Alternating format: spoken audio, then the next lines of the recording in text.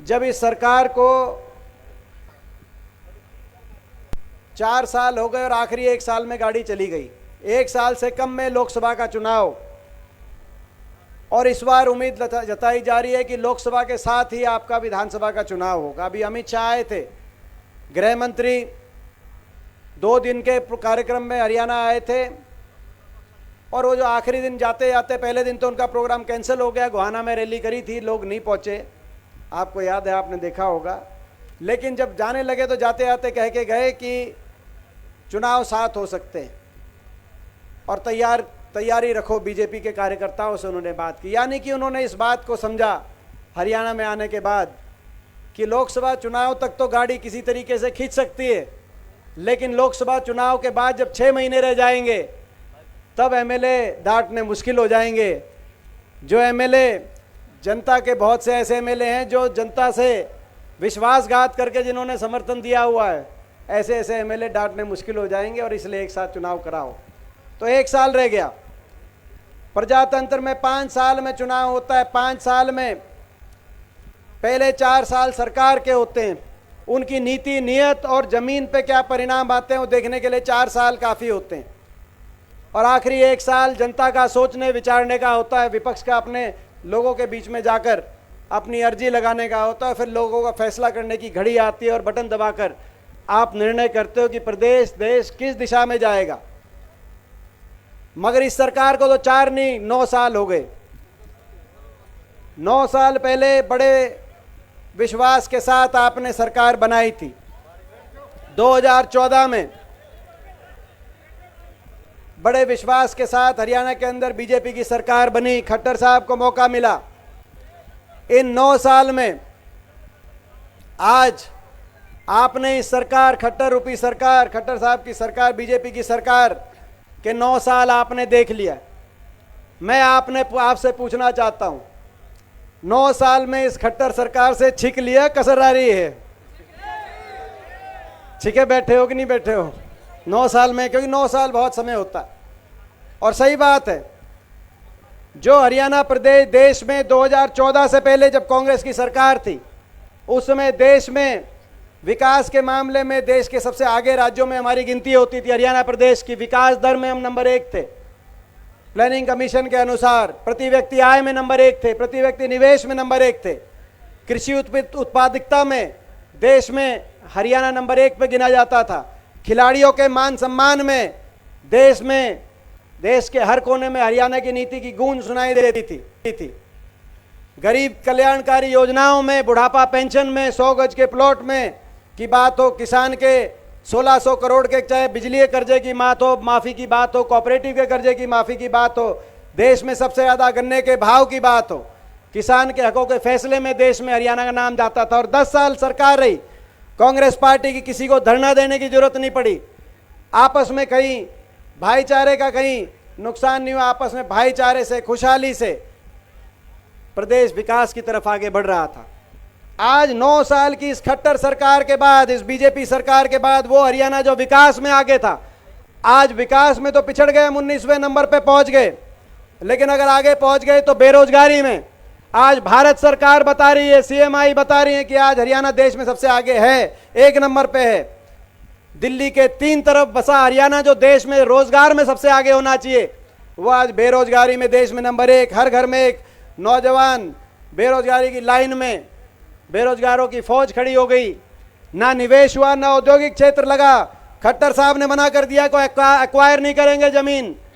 IMT, हमारे समय 6 IMT बनी थी, इंडस्ट्रियल मॉल टाउनशिप, बड़े औद्योगिक क्षेत्र। एक औद्योगिक क्षेत्र नहीं लगाया, एक थर्मल का कारखाना नहीं, एक कोई नया विश्वविद्यालय नहीं, एक कोई बड़ी परियोजना नहीं। ना तो प्राइवेट के अंदर कंपनियां आई, इंडस्ट्री आई, ना सरकारी क्षेत्र के अंदर रोजगार समाप्त कर दिए गए पूरे देश में।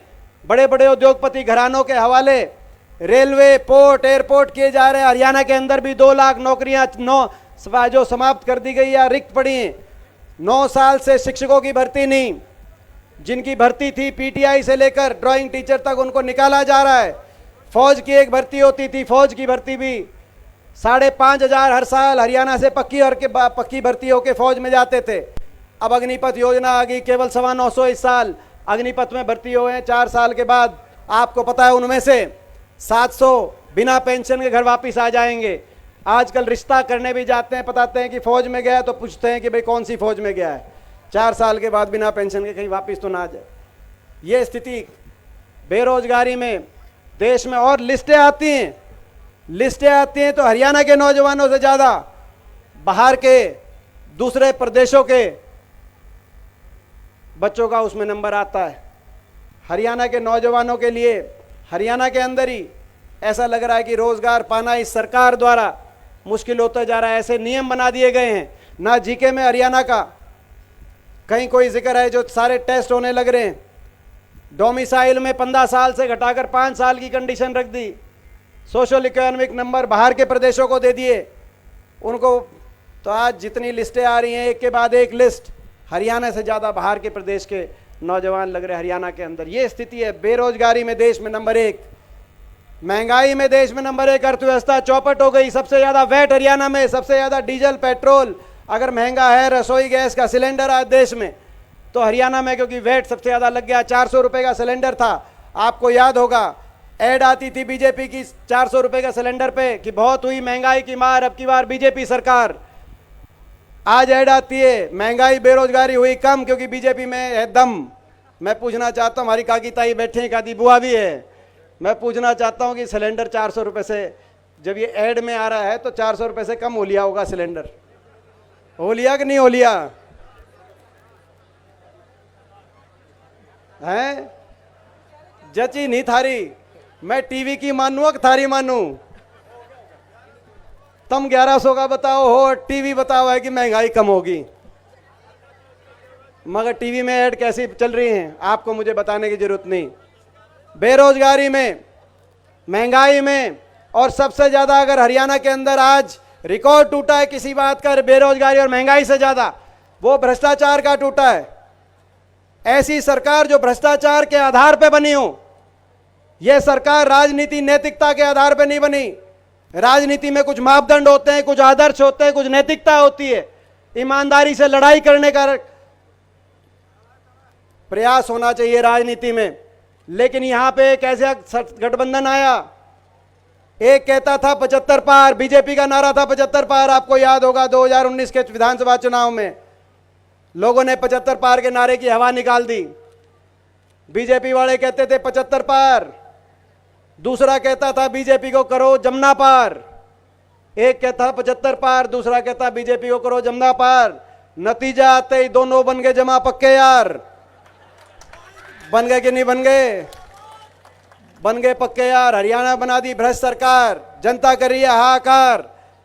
और ये हम नहीं कह रहे भ्रष्ट, खुले तौर पे इस बात का समझौता नहीं हुआ कि बीजेपी जमुना पार, इस बात का समझौता नहीं हुआ कि बुढ़ापा पेंशन 5100।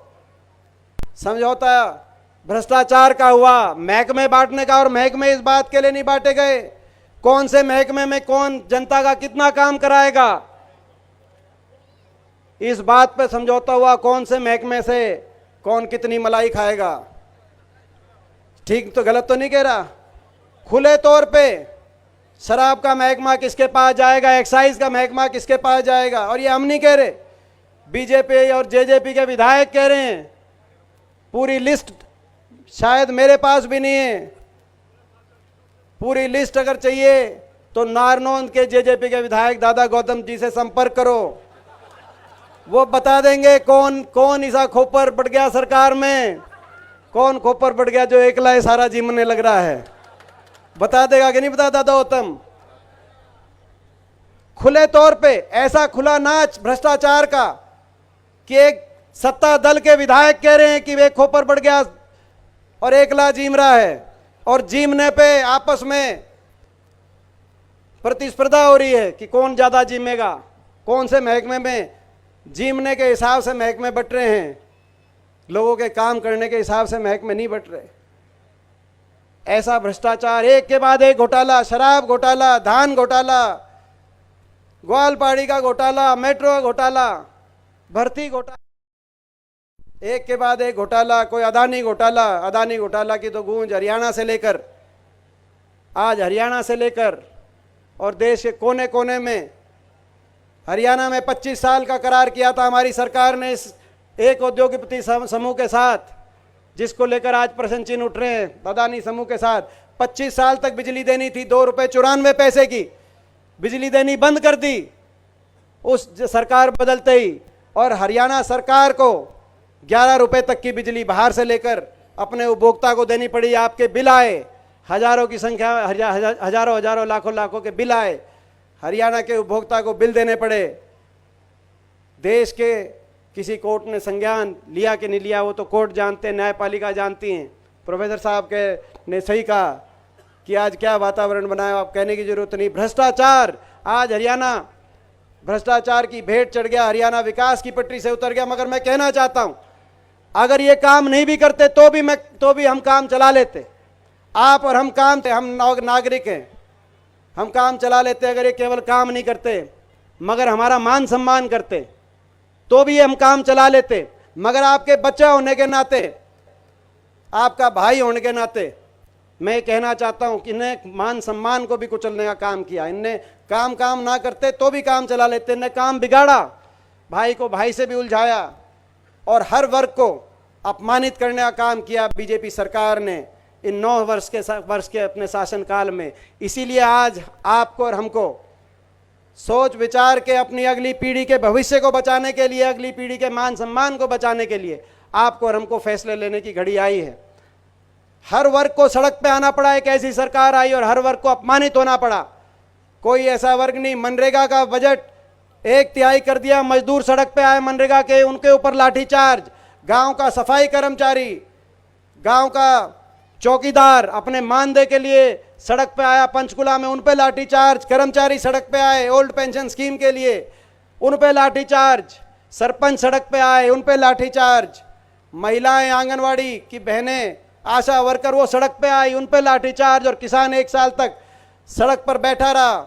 1 साल तक देश के आज़ाद होने के बाद कोई ऐसा आंदोलन नहीं हुआ, किसी वर्ग ने कोई ऐसा आंदोलन नहीं किया जब 1 साल तक घर बार छोड़कर कोई वर्ग, इतना बड़ा वर्ग जो देश का पेट भरने का काम करता है, वो सड़क पे बैठा रहे।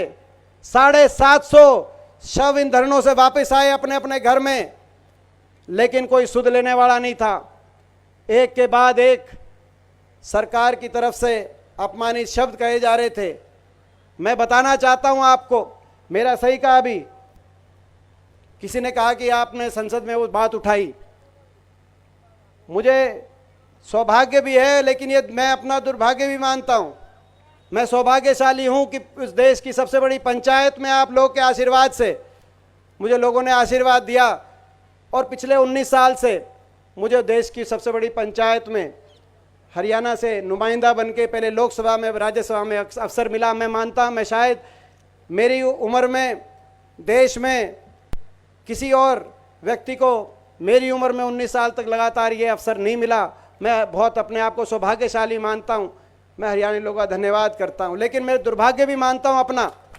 मैं दुर्भाग्य भी मानता हूं कि मैं इस समय ऐसे समय भी सांसद था जब हरियाणा के 15 सांसद हैं। आज देश की सबसे बड़ी पंचायत में 10 लोकसभा के, 5 राज्यसभा के, 14 बीजेपी के।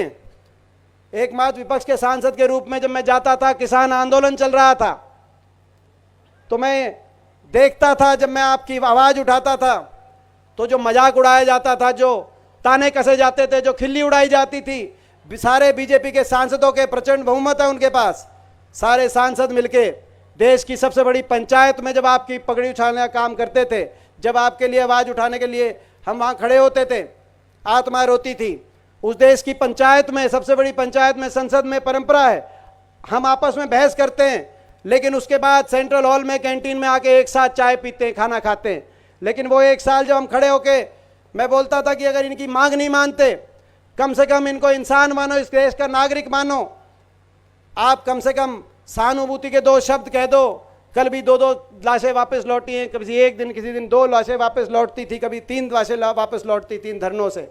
मगर उठते थे, मजाक उड़ाते थे, देशद्रोही बताते थे, उस किसान को देशद्रोही बताते थे जिसका एक बच्चा स्टीयरिंग, ट्रैक्टर का स्टीयरिंग को पकड़ के अपने खेत जोतकर देश की खाद्य सुरक्षा में अपना योगदान दे रहा है, तो दूसरा बच्चा स्टेन गन पकड़कर चीन और पाकिस्तान के बॉर्डर पर देश को सुरक्षा देने का काम कर रहा है, उसको देशद्रोही बताते थे, मजाक उड़ाते थे। जिस संसद के अंदर लगातार वर्षों वर्ष हम आपस में सारे दलों के सांसद एक साथ बैठकर चाय पानी पीते थे, मैं बताना चाहता हूं आपको नहीं कहूंगा तो और कहां कहूंगा, आपका बच्चा हूं, वहां पर किसी के साथ पानी पीने का जी नहीं करता था। वो एक साल मैं जाता था पंचायत में, उसमें संसद में आपकी बात उठाता था और सीधा वहां से बिना किसी के साथ पानी का एक गिलास भी पिए मैं सीधा धरनों पे वापस आता था और सीधा वहां जाता था, क्योंकि कैसे किसी के साथ आंख मिलाएं वहां। जब मैं देखता था हमारे काका ताऊ बैठे हैं, हमारी काकी ताई बैठी हैं, वो भी इस देश के नागरिक हैं, उन्होंने भी देश के लिए कुछ किया है, उनका भी देश में कोई स्थान है, उनके भी देश में कोई जगह है, मगर उनके लिए पूरा देश का सत्ता दल इस तरह के शब्दों का प्रयोग करे तो आप समझ सकते हो कि मैं जो कितना अकेलापन उस समय महसूस किया होगा। मैं पूछना चाहता हूं, उचाना के अपने बड़े बुजुर्गों से पूछना चाहता हूं, आप सबसे मातृशक्ति से पूछना चाहता हूं, नौजवानों से पूछना चाहता हूं, अकेलापन तो बहुत महसूस उस समय मैंने किया होगा, मगर ये जो लड़ाई लड़ रहे हैं कि ईमानदारी से लड़ा, हरियाणा को विकास की पटरी पे दोबारा लाने के लिए लड़ाई लड़ रहे हैं, मैं पूछना चाहता हूं इस लड़ाई में अकेला तो नहीं पड़न दोगे भाई? ये लड़ाई ठीक लड़ रहे हैं कि गलत लड़ रहे हैं? इस लड़ाई में अकेला तो नहीं पड़न दोगे? मैं पूछना चाहता हूं आपसे भाई, एक बार हाथ उठा के बताओगे इस लड़ाई में? क्योंकि वो आपके बिना आप बीच में टोकने की जरूरत नहीं, वो बात देखो, वो मुझे आपकी बात मुझे पता है, आपको बीच में कहने की जरूरत नहीं है। ये लड़ाई लड़ रहे हैं, हरियाणा को विकास की पटरी पे दोबारा लाने की लड़ाई लड़ रहे हैं, हरियाणा दोबारा देश में आगे बढ़े, ये लड़ाई लड़ रहे हैं। और इसीलिए हमने ये मुहिम चलाई है, हाथ से हाथ जोड़ो। इसके भी 5-4 संकल्प हैं, मैं वो 5-4 संकल्प आपके बीच में कहना चाहता हूं। हाथ से हाथ जोड़ो यानी कि 36 बिरादरी, हर धर्म के एक भाई को दूसरे भाई से प्यार से जोड़ो, हाथ से हाथ जोड़ो, तभी हम आगे बढ़ेंगे। ये हमारा पहला संकल्प, हाथ से हाथ जोड़ो। हरियाणा के हर बड़े बुजुर्ग को 6,000 बुढ़ापा पेंशन से जोड़ो, ये हमारा दूसरा संकल्प है। जो अभी कह रहे थे कि भाई जैसे प्रोफेसर साहब ने कहा, और सही बात है, 5100 पेंशन का वायदा था इनका और वो कांग्रेस के घोषणा पत्र में था। सबसे ज्यादा अगर विश्वासघात हुआ है, हरियाणा में धोखा दिया इस सरकार, ये जो गठबंधन बनाया इन्होंने, समर्थन दिया जो जेजेपी ने, दुष्यंत चौटाला ने बीजेपी को, सबसे ज्यादा धोखा दिया है तो अपने मतदाता के साथ साथ बड़े बुजुर्गों को दिया है। आपको याद होगा जब नतीजा आया तो प्रेस स्टेटमेंट आई जेजेपी की, दुष्यंत चौटाला की, कि जो पार्टी 5100 पेंशन देगी हम उसको समर्थन करेंगे। तुरंत दिल्ली में 31 विधायकों के साथ हुड्डा साहब ने प्रेस कॉन्फ्रेंस करी कि कांग्रेस के घोषणा पत्र में पहला वायदा है 5100 पेंशन, आप हम आओ। लोगों ने बीजेपी को हराने का काम किया, 75 पार के नारे की हवा निकाल दी। लोग नहीं चाहते दोबारा ये सरकार बने, आप आओ हमारे साथ। और हम 1 नवंबर 2019 यानी कि आज से 3 साल पहले, 3.5 साल पहले, 1 नवंबर से हम अगले ही महीने से देंगे, आप हमारे साथ आओ। यहाँ पे उचाना से गाड़ी चली, यहाँ लोगों से पूछा कि क्या करना चाहिए, लोगों ने क्या कहा? यहाँ भी लोगों ने कहा कि भाई कुछ भी करना, लेकिन बीजेपी को समर्थन नहीं दे रहा। कहा था कि नहीं कहा था? मैं पूछना चाहता हूँ आप। यहाँ के लोगों ने कहा कि लोग बीजेपी को हराना चाहते हैं, बीजेपी को दोबारा समर्थन मत देना। दिल्ली के लिए गाड़ी चली, यहाँ तक तो जो है, यहाँ से तो गाड़ी ठीक रास्ते पे चली, रोहतक तक भी ठीक रास्ते पे चल रही थी, लेकिन दिल्ली के अंदर पहुंचकर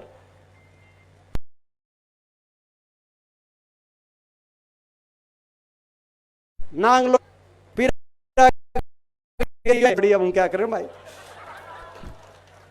उड़े बढ़ गई और बढ़ के बाहर निकल के प्रेस कॉन्फ्रेंस करी। एक तरफ केंद्रीय गृह मंत्री, एक तरफ खट्टर साहब हरियाणा मुख्यमंत्री, बीच में दुष्यंत। प्रेस कॉन्फ्रेंस करी कि फैसला हो गया, 5100 पेंशन पे फैसला हो गया। मैं पूछना चाहता हूं बड़े बुजुर्गों को, 4 साल हो गए, 5100 पेंशन आ ली है कि नहीं आई? 5100 की पेंशन का समझौता नहीं था 5100 की पेंशन का रोड़ा नहीं था, मगर आपको पता है कि तो भाई बड़े बुजुर्गों के लिए भी हमारा संकल्प है, हाथ से हाथ जोड़ो, हरियाणा के बड़े बुजुर्गों को जोड़ो। और देश में सर्वाधिक डंके की चोट पे, ये डंके की चोट पे कहना चाहते हैं, आम आदमी की भी सरकार है पंजाब में, दिल्ली में, सुन ले केजरीवाल, देश में सबसे ज्यादा 6000 बुढ़ापा पेंशन से जोड़ो, ये हमारा संकल्प।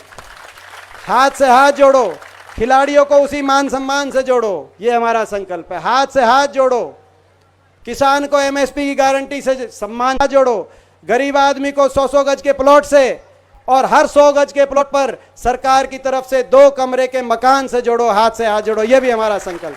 हाथ से हाथ जोड़ो, जो हमारी हिमाचल की सरकार ने करके दिखाया पहली कैबिनेट मीटिंग में, हाथ से हाथ जोड़ो। कर्मचारी को ओल्ड पेंशन स्कीम से जोड़ो, हाथ से हाथ जोड़ो। हाथ से हाथ जोड़ो, जो राजस्थान की कांग्रेस की सरकार ने करके दिखाया, हाथ से हाथ जोड़ो। हर गृहिणी को 500 रुपए, भाई हम ये तो नहीं कहते 400 से कम करेंगे, लेकिन सिलेंडर 500 रुपए में हर गृहिणी को 500 रुपए सिलेंडर में जोड़ो। और हाथ से हाथ जोड़ो, जो हिमाचल के अंदर हमारी कांग्रेस की जो सरकार बनी, सुखू मुझे हमारे मुख्यमंत्री बने, भाई हाथ से हाथ जोड़ो। हर परिवार को 300 यूनिट फ्री बिजली से जोड़ो और महंगाई का चक्कर तोड़ो ताकि राहत मिले। और हाथ से हाथ जोड़ो, गांव शहर को विकास की उस रफ्तार से जोड़ो, हरियाणा को सबसे आगे की कतार पूरे देश में पहुंचे। हाथ से हाथ जोड़ो, हर नौजवान को रोजगार से जोड़ो। 2 लाख नौकरी जो इन्होंने समाप्त कर दिया, रिक्त है, पहली कलम से जो रिक्त की गई हैं या जो समाप्त की गई हैं, जो प्राइवेट क्षेत्र के सारे उन रोजगार को बहाल करते हुए पहली कलम से 2 लाख की हरियाणा के अंदर भर्ती निकालने का काम करेंगे। नौजवान को हाथ से हाथ जोड़ो, नौजवान को रोजगार से जोड़ो, ये हमारा। और हाथ से हाथ जोड़ो 36 बिरादरी के, एक भाई को दूसरे भाई से जोड़ो और सबको मान सम्मान से जोड़ो, ताकि किसी को इस प्रदेश में अपमान का दोबारा से सामना ना करना पड़े। और मैं एक बात कहना चाहता हूं, एक बात आखिरी में एक बात कह के अपनी बात को समाप्त करना चाहता हूं। आपने देखा, मैं एक अंदाजा आपसे एक बात कहना चाहता हूं, जींद जिले के लिए कहना चाहता हूं। 5 सीट हैं जींद में, 5। मैं पूछना चाहता हूं, इस बार 5 में से, देखो भाई पूरा हरियाणा देख रहा है, पूरे हरियाणा की नजर जींद पे है, पूरे हरियाणा की नजर जींद पे है। चौधरी छोटू राम कह के गए थे, रहबर आजम और अपने को पहचान ले, बोलना ले सीख और अपने को पहचान। मैं पूछना चाहता हूं सारे भाई, आज पूरा उचाना यहां बैठा है भाई, अपने पराई की पहचान होगी थारे कि नहीं होगी? नहीं बताओ भाई। जितना अपनापन, मैं पूछना चाहता हूं भाई, जितना अपनापन भाई हुड्डा साहब मानते हैं, जितना अपनापन दीपेंद्र मानता है, तुम भी उतना अपनापन मानोगे कि नहीं मानोगे? नहीं बताओ भाई। ये तोड़ करने की बात, मैं अंदाजा दे रहा हूं एक आपको, आज मैं एक अंदाजा दे रहा हूं, मैं एक काम गिनवाने की बात नहीं, आप सोच सकते हैं कि 2009 में अंदाजा देने की बात है, जींद के अंदर जो विकास कार्य हुए, एक एक बात आपको मैं, अपनी सरकार में आपको सब पता है, चाहे 4 लेन की सड़क हो नरवाना बॉर्डर से लेकर रोहतक तक, चाहे रेल की लाइन हो जींद से गोहाना होते हुए दिल्ली सोनीपत तक, चाहे वो स्टेडियम हो। मगर एक उदाहरण देना चाहता हूं, एक उदाहरण, 2009 में हमारे कोई यहां से विधायक नहीं आए जींद जिले से। हरियाणा के अंदर अलग अलग यूनिवर्सिटी बनी, किसी ने कहीं बनाई, अलग अलग सरकारों ने, इस सरकार ने तो कोई नहीं बनाई, लेकिन अलग अलग सरकारों में यूनिवर्सिटी बनी। पहले जब कांग्रेस की सरकार थी, चौधरी भजन लाल थे, तो गुरु जम्बेश्वर यूनिवर्सिटी बनी, हिसार के अंदर उन्होंने बना। जब इन्होंने यूनिवर्सिटी नहीं बनाई, आपने कई बार चौटाला सरकार रही लेकिन यूनिवर्सिटी नहीं बनी, मगर आखिर में जाते जाते कमरे 2 बनाए, लेकिन जाते जाते चौधरी देवीलाल यूनिवर्सिटी की घोषणा करके सिरसा में 2 कमरे बने थे, मगर कोई हमारा विधायक नहीं था। मगर अपनेपन की बात है, जब हुड्डा साहब के हाथ में कलम आई, चौधरी रणबीर सिंह, यूनिवर्सिटी बनाने की बात आई, 5 हलकों में से एक विधायक नहीं था, पूरे हरियाणा में सरकार थी, हर जिले से उस सरकार में साझेदारी थी, मगर चौधरी रणबीर सिंह यूनिवर्सिटी बनाने की बात आई तो भाई हुड्डा साहब की कलम से आया भाई चौधरी रणबीर सिंह यूनिवर्सिटी बनेगी तो जींद के अंदर यूनिवर्सिटी बनेगी। उस समय ये फैसला किया, कोई विधायक नहीं था जिनको आपने साथ दिया, जिनको यहाँ से भेजा, उन्होंने तो पूरे प्रदेश में नहीं बनाई, मगर कहीं अगर केवल कागजी फैसला भी किया तो जींद के लिए नहीं किया, आप सारे विधायक देते रहे। और जहाँ अपनापन था वहाँ ये बताने की आपको जरूरत नहीं आई। तो मैं थोड़े कहे को आप ज़्यादा समझना, थोड़े कहे को आप ज़्यादा समझना, अपने को जो है जो छोटे राम बात कह के गए उस बात को समझना। अगर आप समझ गए, अगर उचाना हल्का समझ गया और जींद जिला समझ गया तो आपको कोई रोकने वाला नहीं। हरियाणा के अंदर अगली सरकार आपकी बनेगी, मैं आपको विश्वास के साथ कहना चाहता हूँ। तो आज और आप अंदाज़ा लगाओ कि अगर उस टाइम तो कोई विधायक नहीं थे, तब ये सारे, अगर यहाँ से 5 के 5 आप यहाँ से अगर 5 के 5 का सहारा आपका लगेगा तो कितना। तो भाई अब मैं आपसे आखिरी पूछना चाहता हूँ, उचाने की तो तुम बता रहे थे, 7 की भी बता रहे थे, अपने पराई की भी बता रहे थे, अब न्यू बताओ जींद की 5 की 5। भाई जींद में 5 की 5, यहाँ से भाई पूरा जोर लगा, केवल हल्के हल्के तक काम नहीं चलेगा। और देखो सबका हक है, अपनी दावेदारी सारे करेंगे, अपनी बात कहेंगे, लेकिन सारी बातों से ऊपर उठ के देखो एक बार वही मैं मेरी एक बार बैठ जाओ, एक बार बैठ जाओ। देखो भाई, देखो ऐसा है, देखो भाई कई बातें कई बार लड़ाई लड़नी पड़ती है बड़े सूझबूझ के साथ, समझ के साथ, जोश के साथ। जोश तो मेरे को दिखने लग रहा है, लेकिन जोश के साथ होश में, क्योंकि